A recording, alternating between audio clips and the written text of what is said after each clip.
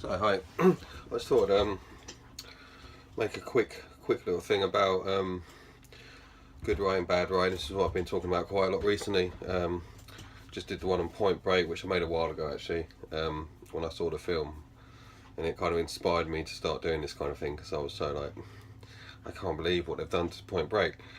It's one of my favourite films, and if you want to know why I think that, you should watch the last video.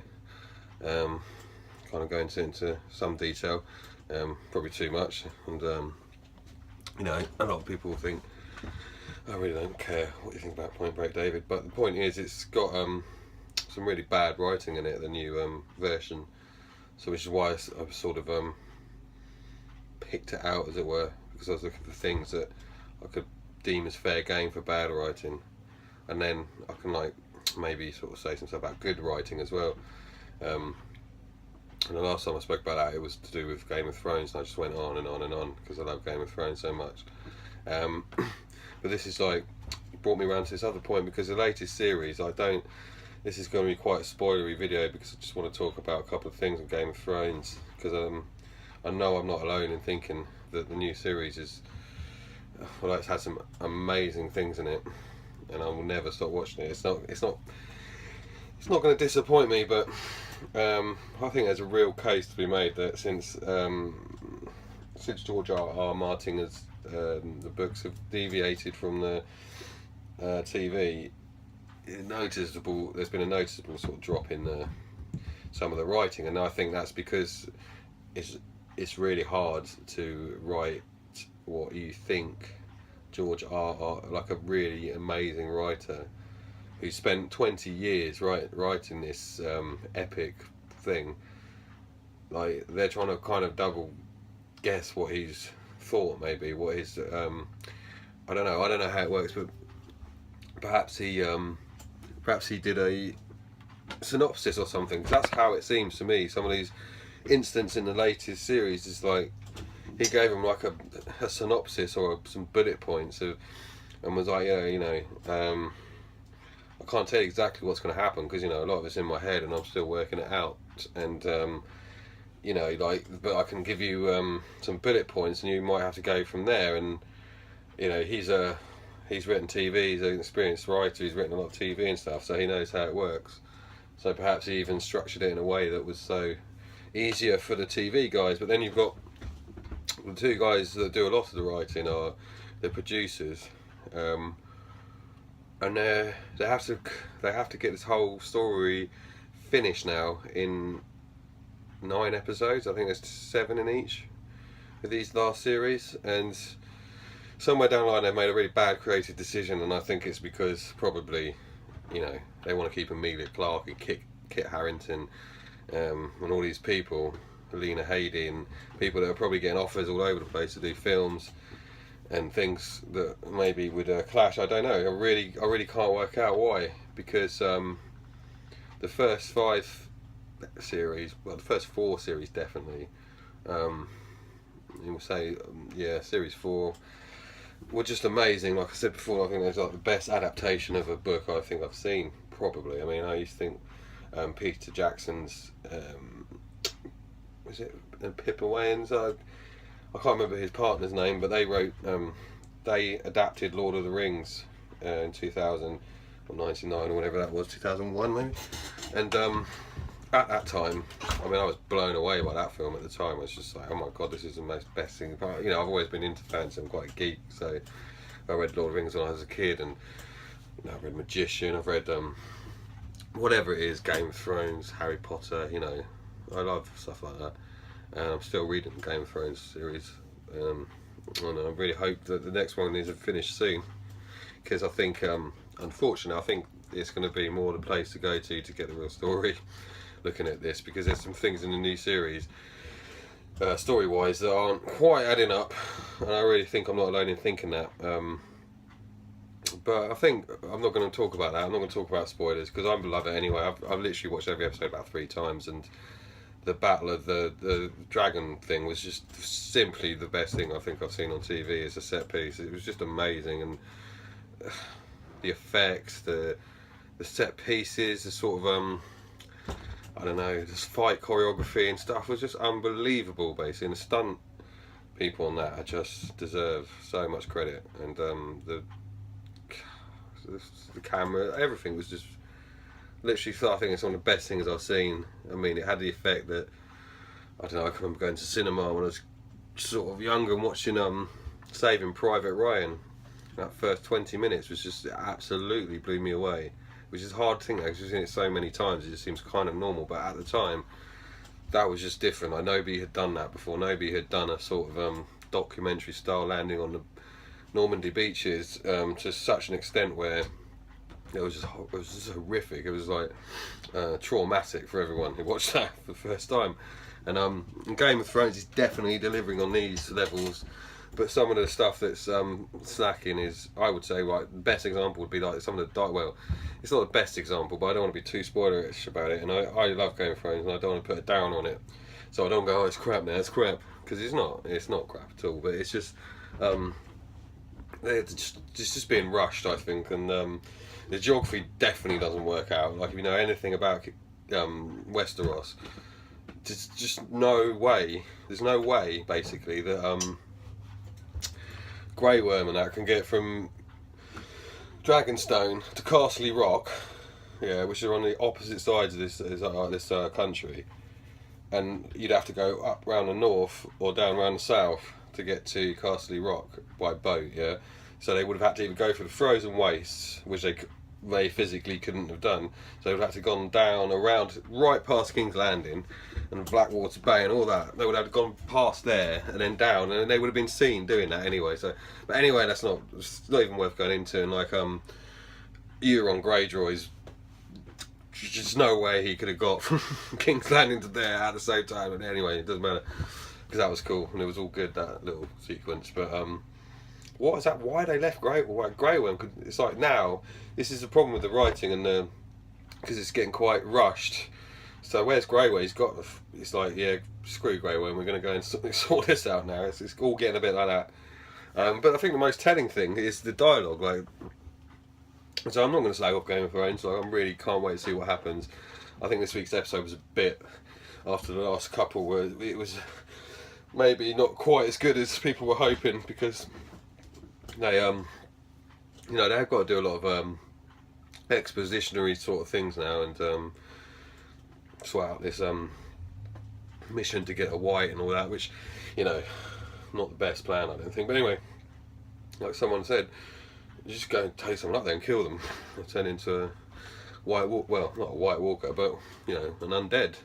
And if you're saying you need to catch a white walker, one of the others, as it were, in the books, like, you need to I don't even know how they can do that, to be honest.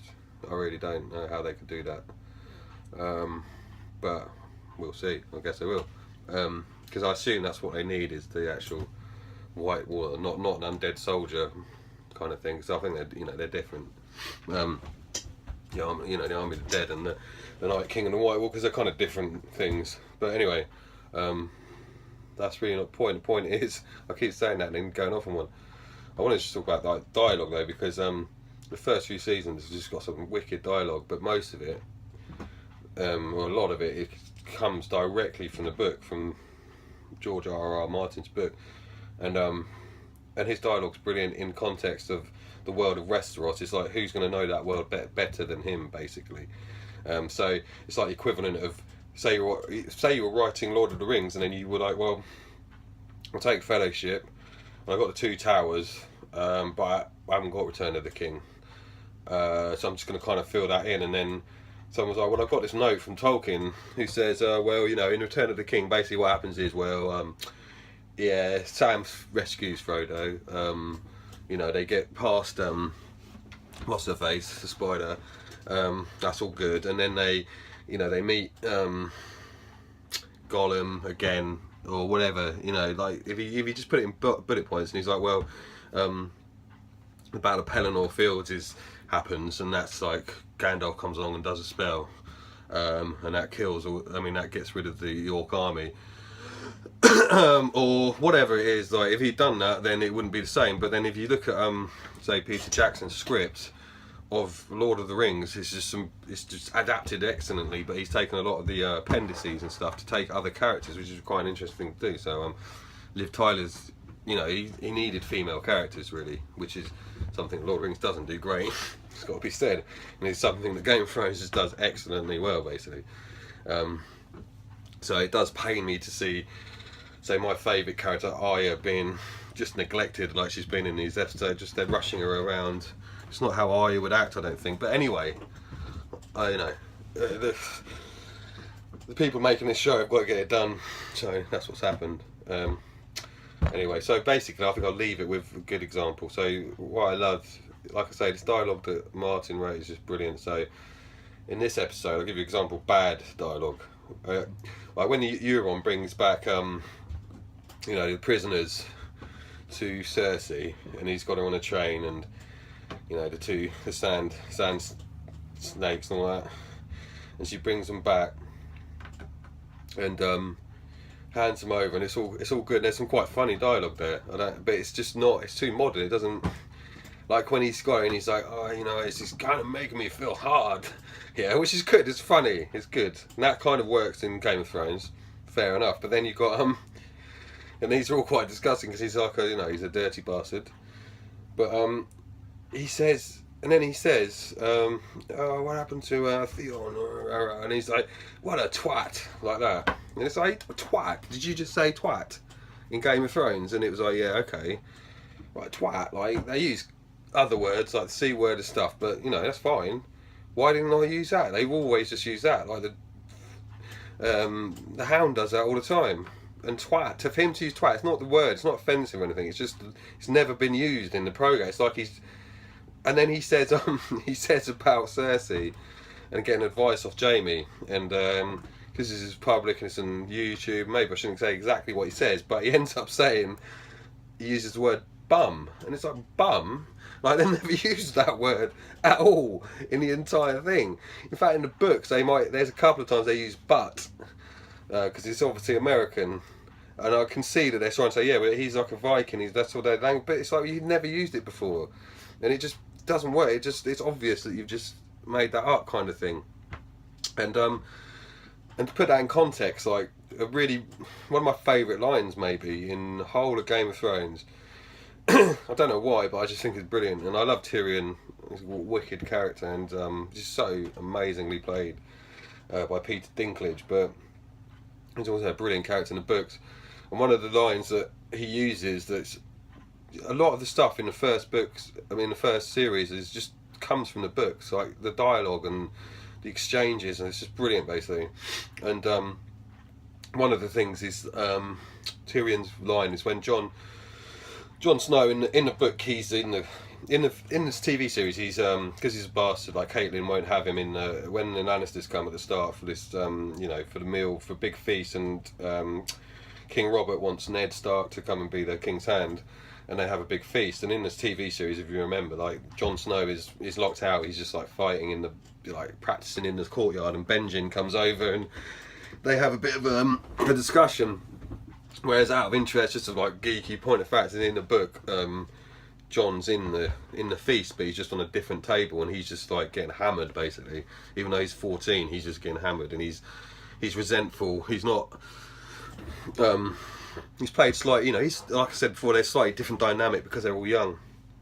And basically, this is what happens is Tyrion comes out because Tyrion's like, I'm bored, and he basically, I think in the book, they end up in the courtyard, and then Tyrion comes over, and they're talking, and it's a bit of a spar because like Jon's like, you're the imp, like I don't want to speak to you. Who are you? What do you know? You're a Lannister. Blah blah blah. And basically Tyrion calls him a bastard. He says he makes a joke about him being a bastard, and Jon takes offence, and then Jon says, well, what do you know about being a bastard? And basically Tyrion says, I know everything about being a bastard, I know everything about being different, I know everything about being like picked on and what you have to do. And I'm totally paraphrasing it, the line is just so much better than what I'm saying here, but basically what you have to do is wear it like an armour, wear your affliction like an armour, wear whatever it is that is different about you like an armour, and then they can't use it against you, then you're always protected against it. In fact, use it for you, basically. He says that's what I've always done as a dwarf, and that's what you should do as a bastard. and it's a really interesting line because it sets up John just before he goes to the Black Watch, and in the book it's because he's so young, you feel really sorry for him because he's going off to the Black Watch, doesn't know what he's doing basically, and Tyrion's the only one who's like, what are you doing basically, and he won't have it until he gets there, and so they kind of they bond perhaps more in the book than they do in the TV series. But just a sign of that's just an example of what I think is just like brilliant writing in Game of Thrones. And some of the later stuff now, I'm not saying that Euron Greyjoy is a terrible character, is badly written, or you shouldn't use bum or twat or whatever, but I just didn't see it seemed thoughtless, it seemed too modern. And he's obviously a great actor, this guy who's playing Greyjoy. I think he could have given a lot better, because when he says they'll have your head on a spike, and he's like, I don't know, it just kind of like heads on spikes really, or whatever. I thought that was a funny, wicked line, so they should have done more like that. Anyway, that's just my point. Sorry for going on so long again, but ultimately, who cares really? Cheers, bye.